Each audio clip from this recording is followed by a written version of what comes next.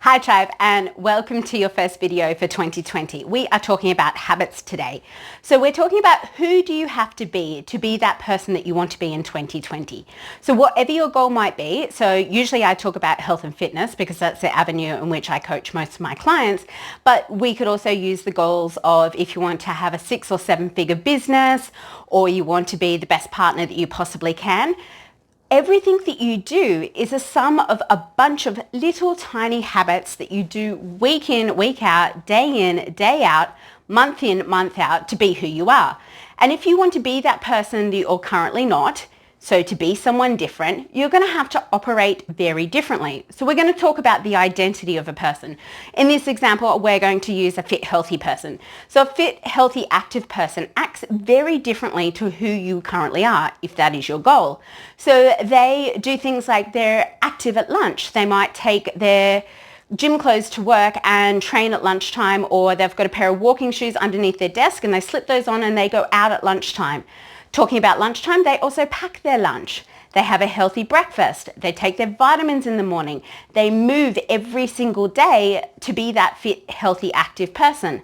When they go shopping, they walk around the perimeter of the shopping center as opposed to walking down the aisles where there's treats like chocolate and chips and all those unhealthy food. They do the veggies, they might do the dairy section, and they do the meat section, and that is it. So they even shop differently to how you do. So they have very, very different habits. When they come home, they might spend some time unwinding from work in a very different way to you.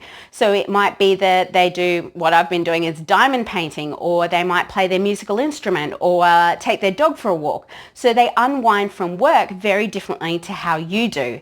So these little tiny habits that they do daily. Then if we were to talk about their weekly habits, so they might get a massage because they've trained really, really hard that week, or they plan their shopping. So most people that I coach, they are planning their shopping, their meal planning, their meal prepping. So on a Sunday, they put all their meals together and go, okay, this is what I want for the week. These are the recipes I'm going to cook. I'm going to then do the grocery shopping and I'm going to come home and meal prep. For some people that don't want to prep a whole week in advance, they might prep every second day. So it might mean that you go to the grocery shops on Sundays and Wednesdays and Fridays to make sure that you have enough fresh food and vegetables.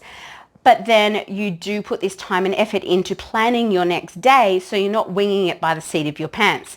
And then those that do their check-in with me, so everything that is recorded and measured gets improved. And that's how you're going to increase your identity and change who you are, is by having all these healthy habits, but also measuring your progress. So for some of my clients, they only step on the scales once a month. For others, they do it once a week, and it's okay with their mindset, but they definitely do their measurements. They look back over their week. They give me a check-in. They tell me what they've done well, what they're working on, their homework, their mantras. So it might be, I am a fit, healthy, active person, because someone that is fit and healthy and active, they talk to themselves very differently to how you talk. They have motivation, they have drive, because they talk to themselves in a positive manner. And then if it was for once a month, that might be the time that you do your scales. You might look back over your month and go, okay, awesome, I did 20 training sessions. That means I get a new piece of gym clothing, or I get that Pandora bracelet that you've been wanting and you've been eyeing off, that little charm. Whatever it is for you, you get to reward yourself. And just a little note there, you're not a puppy dog. You don't reward yourself with food.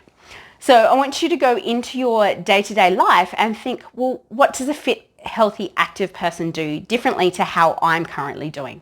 So if you approach every single situation, so let's say you're going out to work with your colleagues at lunch and the options are to have a burger or to have a salad. What does a fit, healthy, active person do?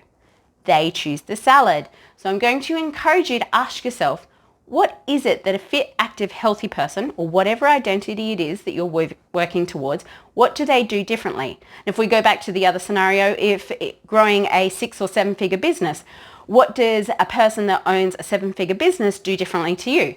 They might check in on their marketing numbers, or they track down payments that haven't been made, or they put posts out on Facebook. There's lots of things that somebody at that higher level that you're modeling excellence from does differently to you. So I'd like you to comment below what are the things that you're going to concentrate on in 2020, because the sum of 2021 is going to be all those little tiny habits that you've stacked on top of each other over your day, your week, and your month. So pop below. I'd love to hear what you guys are focusing on in regards to your habits, because we're going to change your identity and be a better, healthier person in 2020. And if you haven't as of yet ordered my book, it is available. So Empowered Eating, Be Binge Free Forever. That's coming out in March, but I've got pre-sale on at the moment. So if you haven't grabbed a copy, I'll pop the link up for you to grab a copy.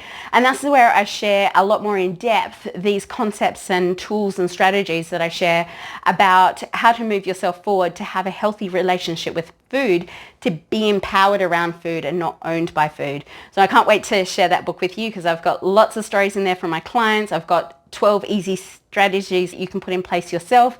And then I talk a little bit about my journey through healthy eating and my old history of being a binge eater. So everything that I teach you guys is tried and tested. It's tried and tested on my clients, but also comes from my own background. And can't say that I was always really good with food. I have had an unhealthy relationship with food where I've binged and gone out of control with food in different periods of my life. And that's because I hadn't looked at my coding and my childhood stuff. And that's what also this book looks at, is what stuff are you repeating from your childhood that we can reframe and refocus. Any questions? Please contact me. If there's anything I can help you with, please reach out. And if you've got any ideas for the videos that I share with you guys, please comment below, or by all means send me a PM and say, hey Kim, I want you to help me with this strategy, or do you have something around this? And I'm always here to help, because my job is to touch, move and inspire women to have an empowered relationship with food, because when they no longer have issues with food, they can be a better partner, they can go for promotions, they can be a better mother, and they can lead by example. And that's what I want for you. Take care, tribe, and I'll talk to you in the next video.